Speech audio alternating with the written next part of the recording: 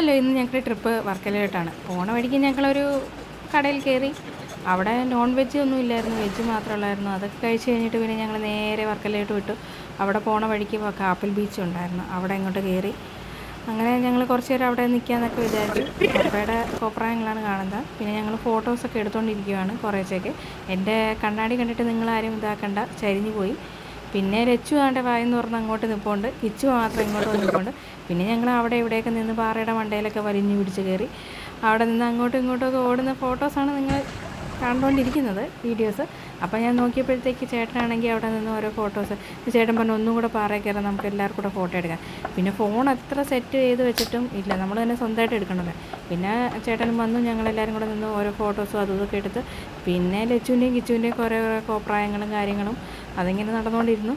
പിന്നെ അപ്പോൾ ഞങ്ങൾ സമയം നോക്കിയപ്പോൾ 1 മണിയായപ്പോൾ പെട്ടെന്ന് തന്നെ വീട്ടിലോട്ട് എത്താനുള്ള ധൃതിയിൽ ഞങ്ങൾ പെട്ടെന്ന് അങ്ങോട്ട് കയറി.